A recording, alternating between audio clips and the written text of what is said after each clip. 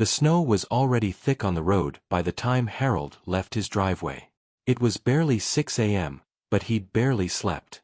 He checked the gift bag one last time in the passenger seat, then shifted the car into drive. 10 hours.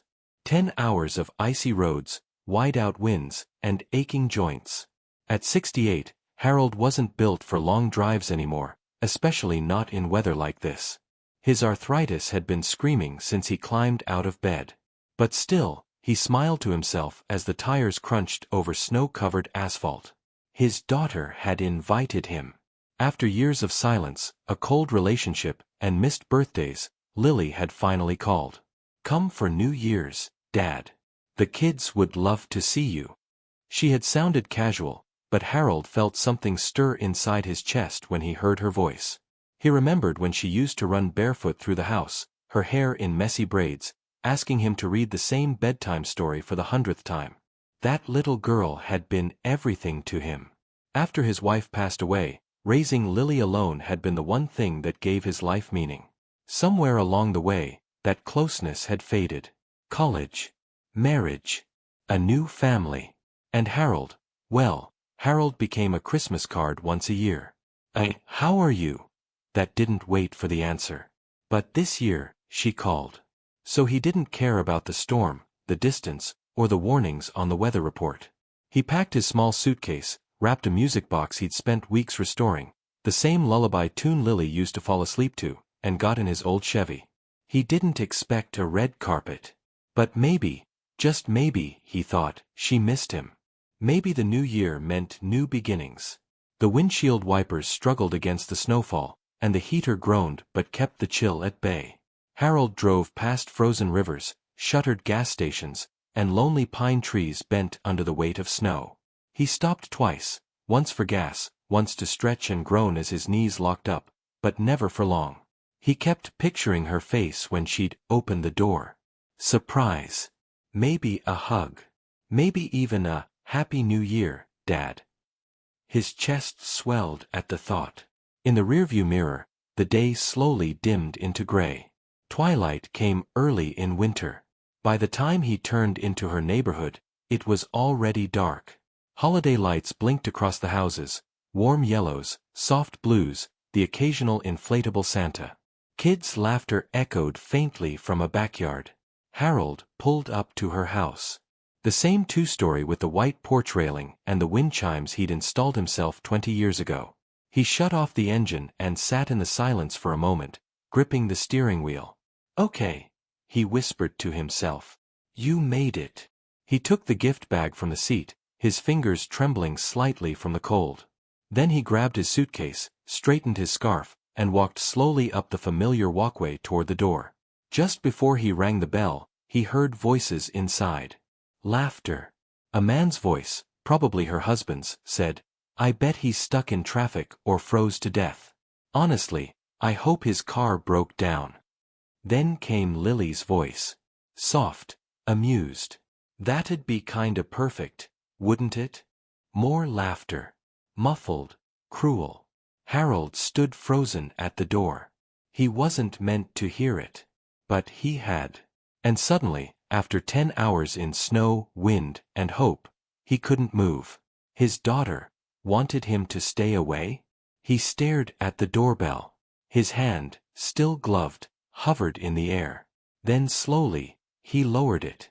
He turned around and walked back to the car. Harold's boots left shallow prints in the fresh snow as he stepped away from the porch. The wind had picked up. It whistled through the trees, rattled the bare branches overhead, and pushed sharp flakes against his face. He didn't rush. Each step was slow, deliberate. His suitcase bumped gently against his leg, the paper gift bag swinging softly in his hand. Back at the car, he opened the door but didn't get in right away. He just stood there, the dome light casting a pale glow over his weathered face. He looked back at the house. The windows glowed gold with warmth, people inside laughing, clinking glasses. Probably eating. Probably telling stories. He imagined her kids running around, the dog barking, the fireplace crackling.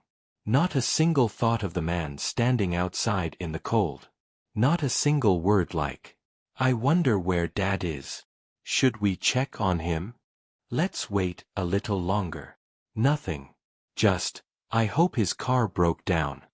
And the way Lily laughed. Harold finally climbed back into the driver's seat. The car felt like an icebox. He turned the key, the engine sputtered, hesitated, then came to life with a low groan. He let the heater run, but the vents pushed only the faintest warmth. His hands trembled slightly. He wasn't sure if it was the cold, or the shame.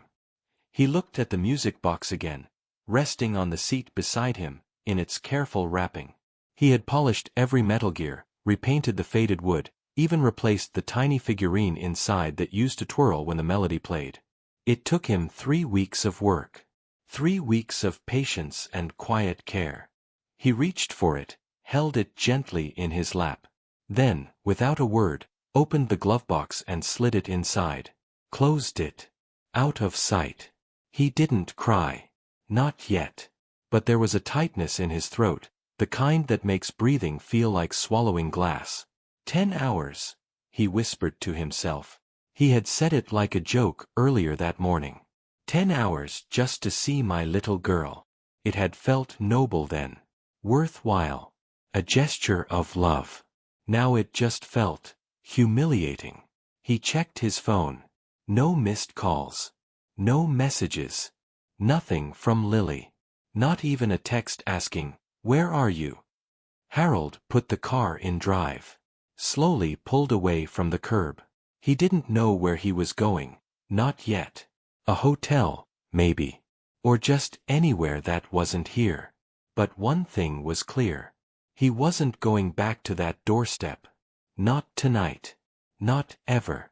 The highway stretched dark and endless before him, lit only by the occasional glare of passing headlights and the dim red glow of taillights far ahead.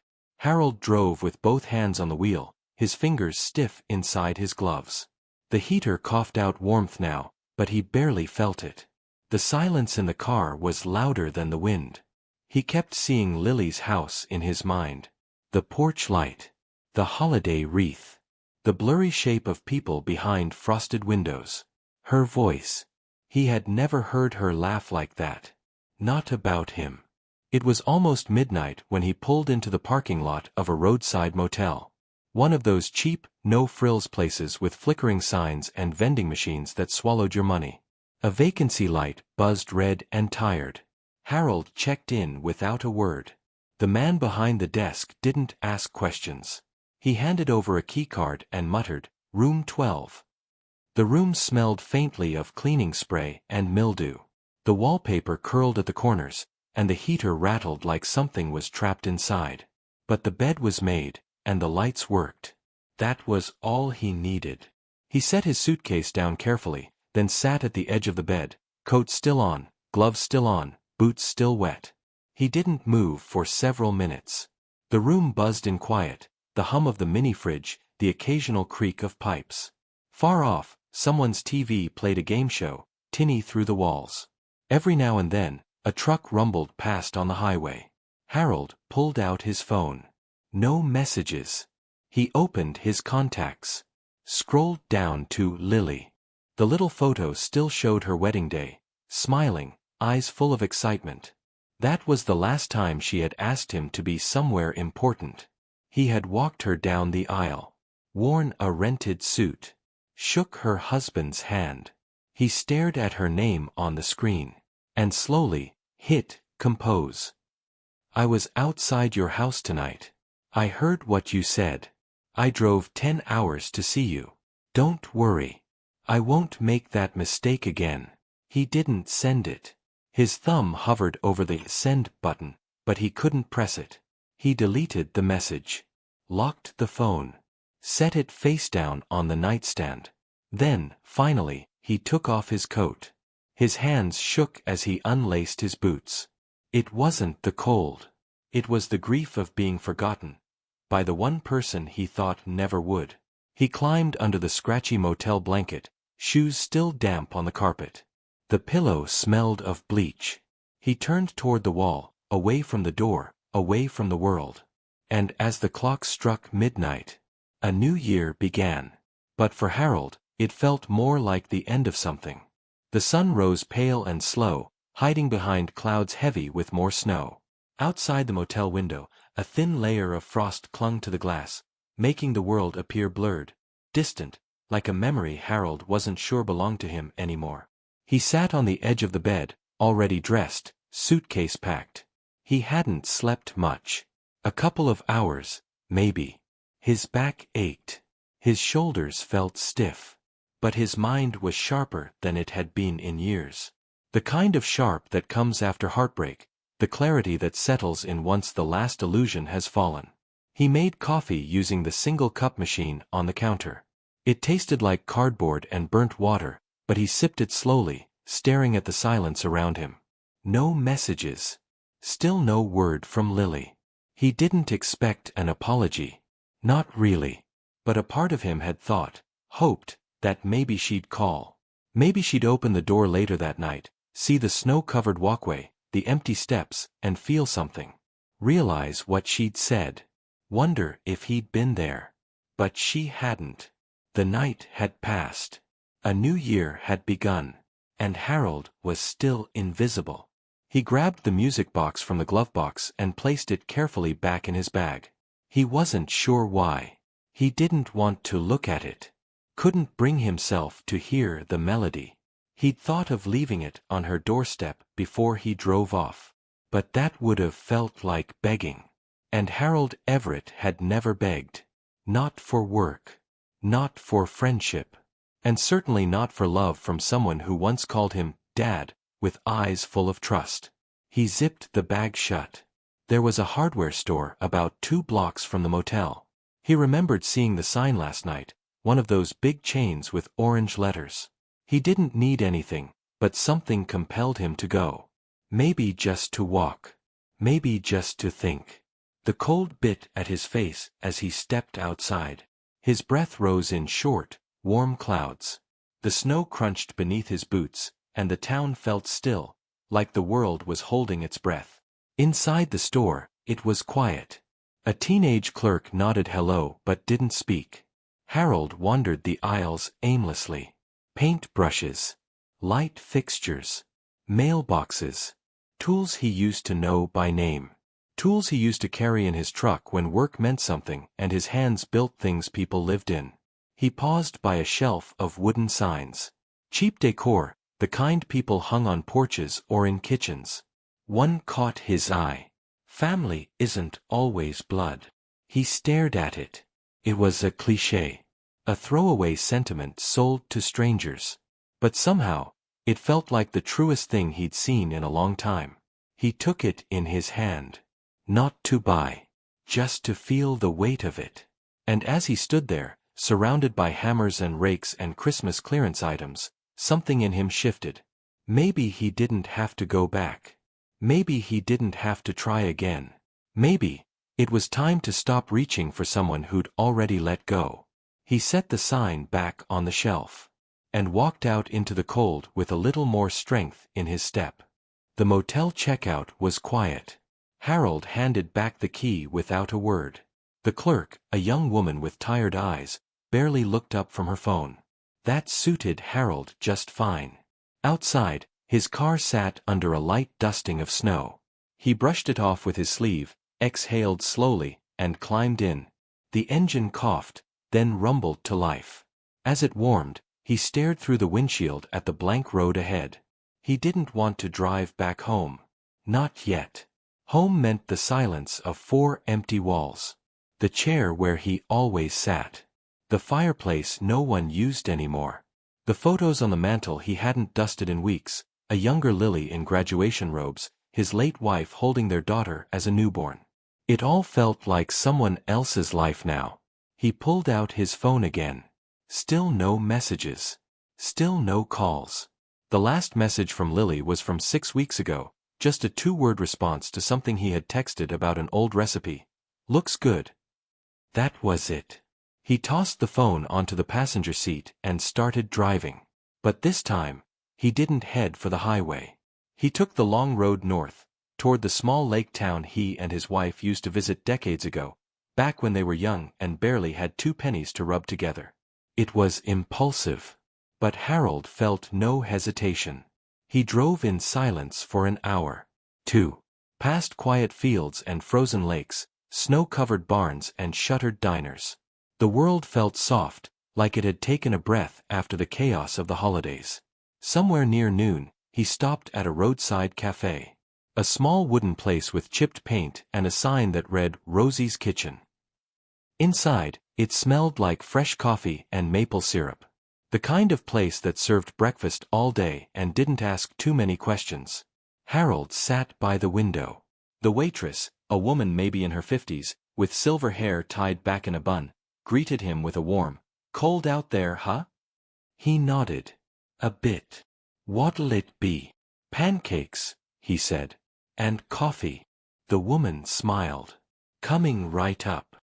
As he waited, Harold looked out the window at the quiet snow falling over the trees.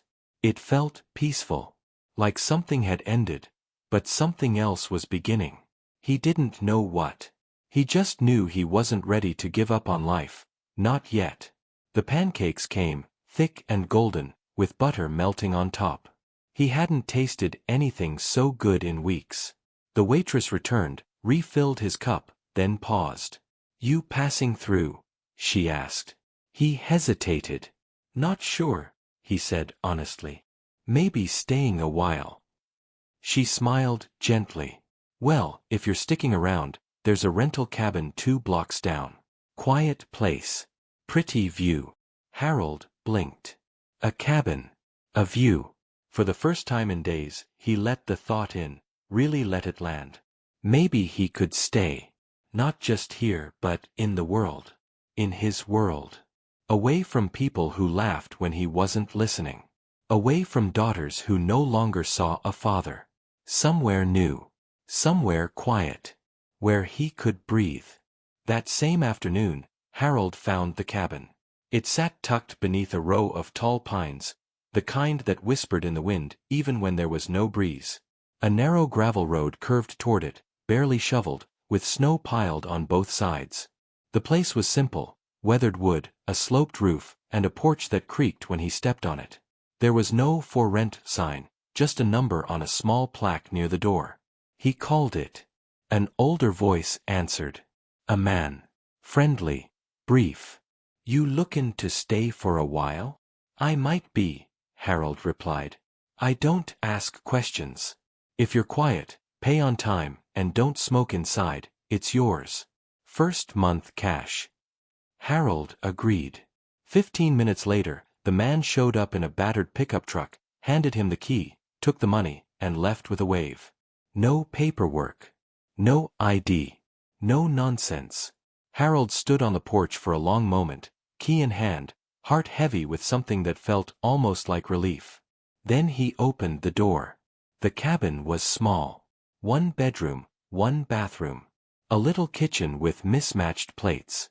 A worn leather armchair near a stone fireplace. Dust danced in the beams of winter light filtering through the windows. It smelled like cedar and thyme. He set down his bag. Took off his coat. And for the first time in days, he let out a breath he hadn't realized he was holding. The silence inside wasn't empty. It was peaceful. Later, he unpacked. Nothing much: a few shirts, a photo of his wife in a cracked frame, the music box still wrapped in faded paper. He placed the photo on the mantel, right above the fireplace. Then he sat in the chair and stared at it. "You wouldn't believe her," he whispered. "The things she said. The way she laughed." His voice caught. He shook his head. "You always told me, don't expect people to be who they were when they were little. But I didn't listen. I really thought she'd come around." Outside, snow fell softly. Inside, Harold closed his eyes and leaned back. 4 years, he'd poured himself into being a good father. Quiet, reliable, always showing up. Even when she stopped calling. Even when birthdays came and went. Even when she forgot the name of his favorite dog. And now. Now he was here. Alone. Not abandoned. No, not anymore. Now he'd chosen to be here. That made a difference. He lit a fire. The logs crackled and popped. Warmth filled the cabin, slowly but surely. He made tea, sat in the chair, wrapped a blanket around his legs and watched the flames. No phone. No messages. No pretending. Just the sound of wind outside and the soft creak of wood settling around him. Maybe this wasn't what he had planned. But for the first time in a long time, Harold felt at peace. He didn't know what tomorrow would bring. He just knew he'd face it as himself, not as someone chasing after people who had already let him go. And in that tiny cabin, on the edge of nowhere, something new was quietly beginning. By the third morning in the cabin, Harold had fallen into a quiet rhythm. Wake up early. Put on the kettle. Light a fire. Watch the snow fall in silence. Then walk into town, slowly, steadily, his boots crunching over frozen ground. He didn't have a schedule. No job. No real plans. But he had peace. And that was more than he'd had in a long time. That morning, like the last two, he wandered into Rosie's kitchen again. The same silver-haired waitress greeted him with a soft smile and a casual, "You're becoming a regular." "I like the quiet," Harold said simply. She poured him coffee without asking. "Name's Maureen, by the way." "You." "Harold." "Well, Harold, the usual?" He nodded. "Pancakes and coffee." Again. He sat by the window, same booth as before, watching the morning traffic pass. Just a few cars. A delivery van. A couple walking their dog. Everything moved slow in this town, like time was still deciding whether to pass or not. There was something soothing about it. After a while, Maureen returned with his plate and paused. "You renting that old cabin up by the ridge?" "I am." She raised an eyebrow. "You're braver than most. That place gets buried in the snow come January." "I don't mind the quiet," Harold said again. Then, after a moment, "I needed to get away from things." She nodded, understanding without asking. "Well, if you need anything, this place is always open before noon. Except Sundays, I sleep in on Sundays." Harold smiled. "Noted." As she walked away, a younger voice called out from the counter. "You new in town?" Harold turned. A girl, maybe 16, 17, sat on a stool, swirling a straw in a chocolate milkshake. Big eyes. Quiet curiosity. He nodded. "Just passing through." "You don't look like you're in a rush," she said, not unkindly. "I'm not." She tilted her head. "Everyone comes here for a reason. You runnin' from something?" Harold thought for a moment, then replied, "No. I think I'm just done chasing." The girl smiled faintly, as if that made sense. "I'm June," she said. "I work here on weekends." "Nice to meet you, June." She hopped off the stool, grabbed a tray. "People are nicer than they seem around here. Takes a little time. But they'll come around." Harold nodded. "Good to know." He finished his meal slowly, savoring each bite. When it came time to pay, Maureen waved him off. "On the house," she said. "First week's always free for the lost ones." He didn't argue. Didn't protest. He just smiled, genuinely, and left a $20 bill under his cup anyway. Back outside, the cold nipped at his ears, but it didn't feel harsh. Just real. Like everything else here. As he walked back toward the cabin, Harold found himself thinking about June's words. "You runnin' from something?" He wasn't. Not anymore. He wasn't trying to fix Lily. He wasn't waiting for an apology that would never come. He wasn't carrying the weight of other people's cold hearts on his back. He was just walking, breathing, living. It wasn't much. But somehow, it was enough. That evening, after dinner and another long walk, Harold sat by the fire in the cabin. The flames danced quietly in the hearth, casting warm shadows across the room. A book lay open in his lap, but he hadn't turned a page in over 20 minutes. His mind drifted, as it often did in silence, back to the voice he missed most. His wife, Elaine. Gone now almost 8 years. She would have known what to do. She always did. And even when she didn't, she made Harold feel like maybe he could figure it out anyway. Her laughter still echoed in his memory, soft and warm, like spring wind in curtains. He glanced toward the photo of her on the mantel. "You would have liked this place," he said softly. Just then, his phone vibrated. He hadn't expected that sound. It had been days. No notifications, no missed calls, no reminders. But now, one word blinked on the screen. Lily. Harold stared at it, heart frozen in place. He didn't move for a full 10 seconds. His first instinct was to let it ring. To let it pass. She hadn't reached out for years, not really. Not from the heart. Her words, when they came, were always clipped. Obligatory. But this wasn't a message. It was a call. With trembling hands, he answered. "Hello." His voice came out steadier than he expected. Silence. Then, "Dad." He closed his eyes. "Yeah," he said. A pause. I don't really know why I'm calling. That makes two of us." She gave a short, awkward laugh. "I guess. I heard you came by. On New Year's." "I did. You didn't knock." "I was about to. Then I heard what you said." Silence. "I didn't mean it." "Yes, you did." More silence. Harold let her sit in it. "I was tired," she finally muttered. "We had guests. It was loud. You said you hoped my car broke down." Her voice cracked slightly. "I didn't mean, I wasn't trying to." He interrupted gently. "Lily, I'm not angry." She stopped. "I was, maybe. For a minute. But mostly I'm tired. I've spent years hoping you'd see me. Remember me. Not just as the guy who paid for summer camps and fixed your broken sink, but as your father. A real person. Who loved you." He took a breath. "I drove 10 hours through the snow to see you. Not because I expected a party. Just because I thought you might be glad I came. I didn't know. You didn't want to." There it was. The truth, laid bare. She didn't argue. Then softly she asked, "Where are you?" "In a small town up north. I'm staying for a while." "Are you okay?" "I think I'm better than I've been in years." Another pause. This one heavier. "Would you ever come back?" Harold didn't answer right away. He looked at the fire. The quiet, honest peace of the room. "No," he said. "Not for a while. Maybe not at all." She sniffled quietly. "I'm sorry. I hope you are. But I'm not waiting anymore." More silence.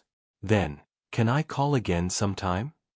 Harold stared into the fire, and for the first time in a long time, his voice held not hope, but boundaries. "If you call because you want to talk, really talk, I'll answer." A soft breath on the other end. "Okay." The line went dead.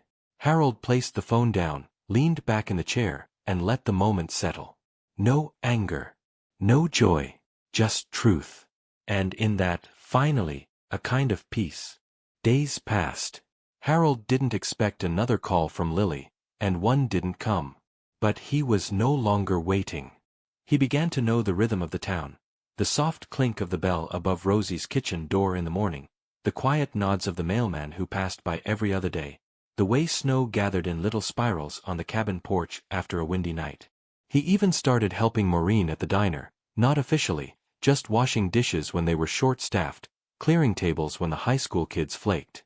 "You know," she said one afternoon, "you're a pretty decent dishwasher for someone with no resume." Harold chuckled. "That's what retirement's for. You retired or just hiding?" "A bit of both." She didn't press. "That was the thing about this place. No one needed your story right away." One evening, as he walked back from the diner, he noticed lights on in the neighboring cabin, one that had been dark since he arrived. Curious, he slowed. On the porch, a man stood smoking. Middle-aged, rough jacket, thick beard. He nodded. You Harold. I am. I'm Tom. Just moved in. Rosie told me someone else lived up this way. Welcome, Harold said simply. Tom exhaled. She also said you were good with firewood. Harold smiled faintly. I've learned.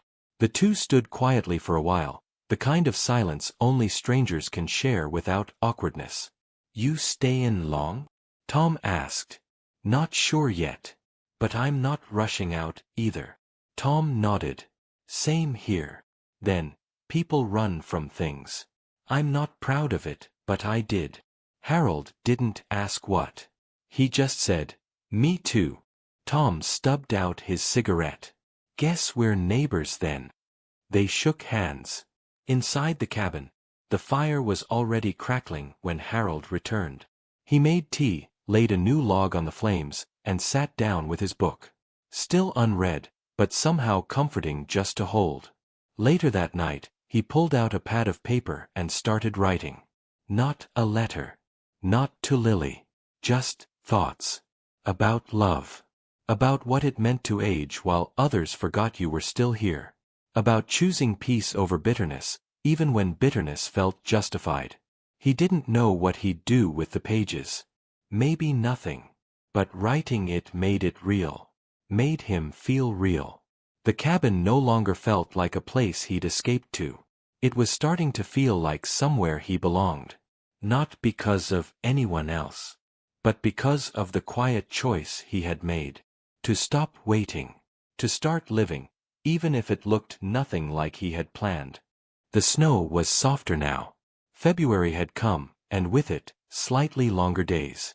The cabin creaked less from the cold and more from the slow thaw beginning to touch the trees. Harold noticed the shift, not just in the weather, but in himself. One morning, he opened the small mailbox at the bottom of the drive, expecting a bill or maybe a local flyer. Instead, there was a letter. No return address. Just his name in big, rounded letters. He stared at it for a moment. The handwriting, it wasn't Lily's. He took it inside, made a cup of tea, then sat at the table and opened the envelope. Inside was a folded sheet of notebook paper, the kind with pink margin lines and a few doodled hearts in the corners. It began simply. Hi Grandpa. I'm sorry Mom was mean to you. I heard what she said. I don't think it was fair. I miss when you used to bring me books and tell me stories.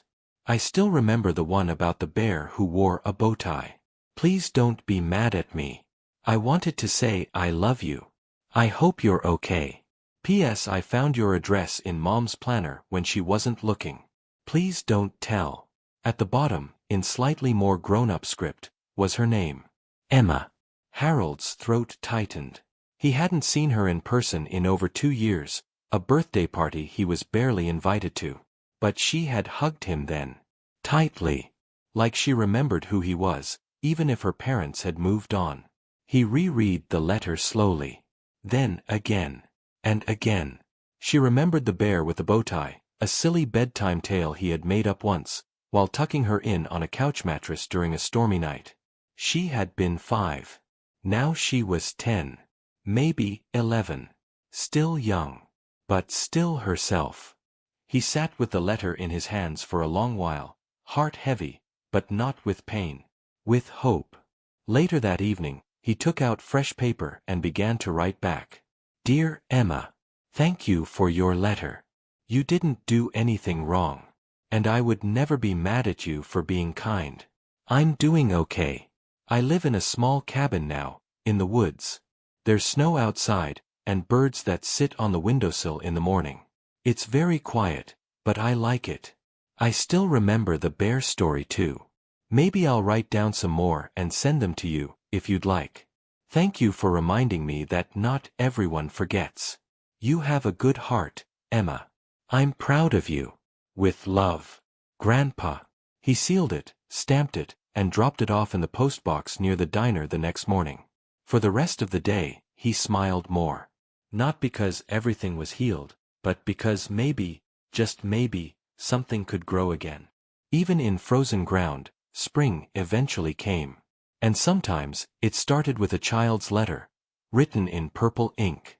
The sky was darkening earlier again, clouds heavy with the promise of more snow. But inside the cabin, the warmth held steady, and Harold found himself not minding the cold so much anymore. That afternoon, Tom knocked on his door. He wasn't the knocking type. Usually he just gave a shout from the porch. But this time, he looked different. Nervous. "You busy?" Harold shrugged.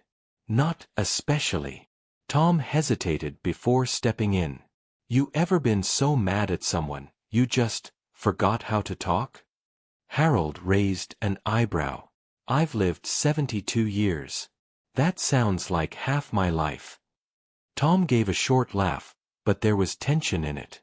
"I got a call from my daughter," he said finally. "First time in over 3 years." Harold didn't speak. Just listened. "She wanted to know if I still had that guitar I gave her when she was 12. Tom shook his head. "Didn't ask how I was. Didn't ask where I'd been. Just the guitar." Harold gestured toward the fire. "Sit. Warm up." Tom sank into the armchair across from him. "I almost yelled," he admitted. "Almost told her she didn't deserve it. That she hadn't earned anything but silence." "But you didn't," Harold said quietly. Tom stared into the flames. "I didn't. Because, for some reason, I thought of you." "Me?" "Yeah. You've been here all calm and quiet.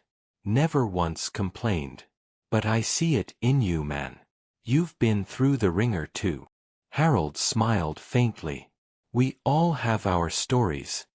"Yeah, well, yours made me realize maybe I didn't have to be so angry anymore." Harold nodded slowly. "You don't. But you can still be honest." Tom looked up. "How?" "Start by not giving her the guitar. But tell her why. Tell her it's not about revenge. It's about respect." Tom leaned back, rubbing his beard. "You're not just a good dishwasher, you know." "I've had time to think," Harold said. "And a lot of silence." Tom stood, stretching. "Thanks. For the fire. And the talk." As he opened the door, Harold added, "You ever need a second opinion, or just a stiff drink and a bad joke, you know where I am." Tom smiled. "I'll bring the whiskey next time." When the door closed, Harold turned back to the fire. Funny, he thought, how strangers could feel more like family than those you raised. Not because they owed you anything, but because they saw you, fully, quietly, and without conditions. Later that night, Harold stepped outside. The wind was rising, and flakes began to fall again. But instead of heading in, he walked to the edge of the property, where the old wooden fence lined the path. With a few strong tugs, he pulled off one broken panel. Then, another. Not to tear it down, just to make space. A new opening, one that hadn't been there before. Sometimes, you didn't need a gate. Just a gesture. A week passed after the snowstorm, and the silence of the woods felt comforting again. Not empty, but full of thought. Harold had taken to starting his mornings with a walk around the frozen lake just outside of town. The ice shimmered in the early sun, and the air felt clean in his lungs. Life here didn't rush. It whispered. At the post office that morning, Harold received another envelope. Not from Emma. This one was neat, formal, and the handwriting was unmistakably Lily's. He hesitated before opening it. Back at the cabin, with a coffee in hand and the heater humming, he finally sat down and unfolded the letter. "Dad, I've been thinking a lot since our call. I don't expect anything to be fixed quickly, or maybe ever. But I want you to know I heard what you said. Really heard it. I talked to Emma. She showed me the letter you sent her. She cried while reading it out loud. Then I cried. That hasn't happened in a long time. I don't know why I let myself become so cold toward you.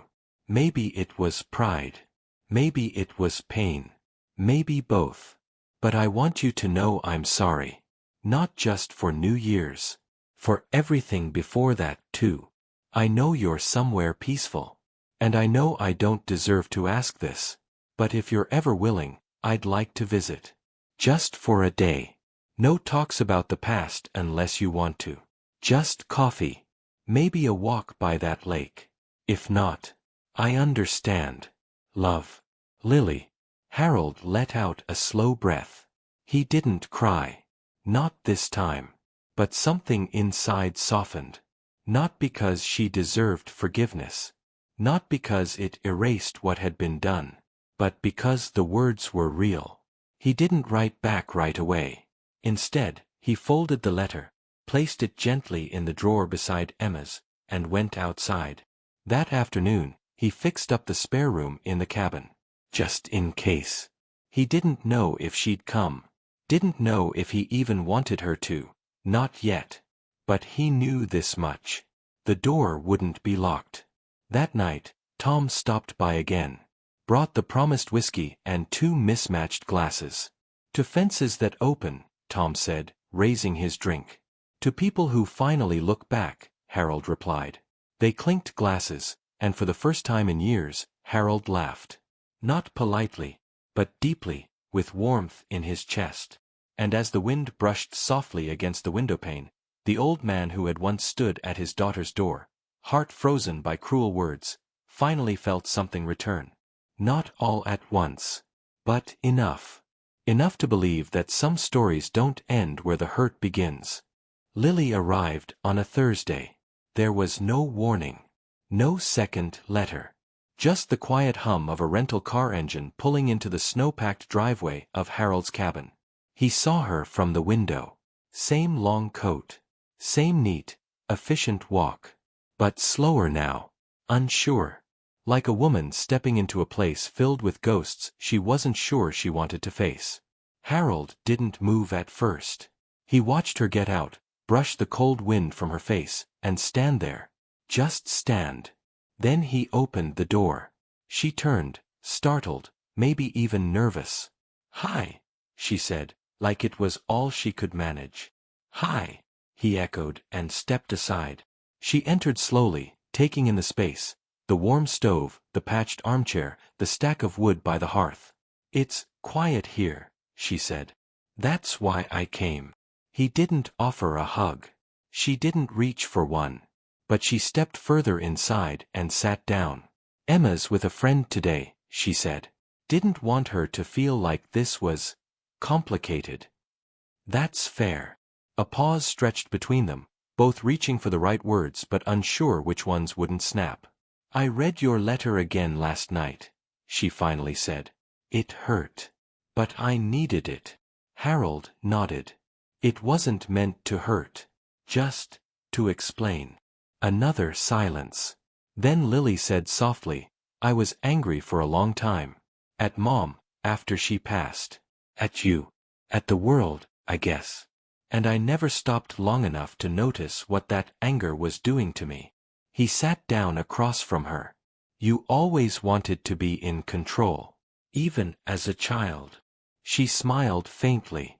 "And you always let me feel like I was, even when I wasn't." He poured 2 cups of coffee and handed one to her. No sugar. Just like she used to drink it. She sipped slowly. Looked around. "I'm sorry about that night," she said finally. "New Year's. What I said. What you heard." Harold didn't flinch. He remembered every word. "Hope his car breaks down." But he simply nodded. "I didn't come to punish you. I came to find peace." She looked up. "Did you? I think I'm starting to." The fire popped gently beside them. The wind whispered along the windows. "Do you think?" she began, then hesitated. "Do you think we could have a second chance? I don't expect everything. Just some time." Harold looked at her. She was still his daughter. Even under the mistakes. Even under the pride and the hurt. "You came," he said quietly. "That's already more than I thought I'd ever get." They sat in quiet understanding. Later, when she stood to leave, Harold walked her to the car. She paused before opening the door. I'm not good at this. None of us are, he said. But I'd like to come back. Maybe bring Emma next time. He nodded. That'd be nice. She got in, started the engine, and rolled down the window before pulling away. I'm proud of you, Dad, she said. Even if it took me too long to say it. Then she was gone. Harold stood there, the snow falling lightly on his shoulders. He wasn't crying. But something in him was thawing again. 2 weeks later, another car came up the long drive. This time, it was Lily's again, but she wasn't alone. From the passenger side, a small figure stepped out, bundled in a sky-blue winter coat, with a purple knit hat almost too big for her head. Emma. Harold opened the door before they even reached it. She saw him, and without a word, ran straight toward him. He knelt, arms open, and for the first time in years, felt a child's hug melt straight into his chest. She didn't say anything. Neither did he. They didn't need to. Lily stood back, watching. Her expression was unreadable. Maybe gratitude, maybe guilt. Maybe both. Inside, Emma looked around the cabin like it was a museum of secrets. You live here alone? She asked, eyes wide. I do. Do you get scared? Only when I run out of coffee. She giggled. Lily brought a bag of groceries and quietly began to help in the small kitchen, while Harold and Emma sat near the fireplace. She asked about the birds, the old books, the woodpile outside. She had questions about everything. Do you still remember the bear? She asked. Harold smiled. Of course I do. Will you tell me the story again? He nodded. After dinner. The meal was simple. Soup and bread. But somehow, it felt like a feast. Later, as the snow picked up outside, Emma curled up under a quilt on the old couch, eyes shining.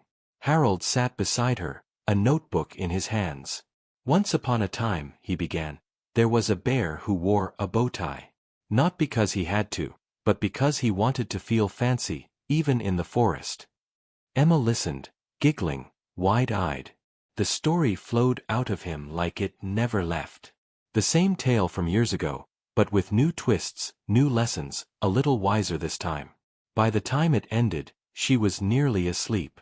He brushed a strand of hair from her forehead and whispered, Sweet dreams, little bear. She smiled in her sleep. Lily watched from the kitchen doorway. Her eyes glistened, but she didn't interrupt. That night, after Emma was tucked into the cabin's small spare bed, Lily sat with Harold by the fire. She doesn't remember much from before, Lily said softly. But she remembered you. She remembered kindness, Harold replied. Lily swallowed hard. I don't deserve this second chance. Maybe not.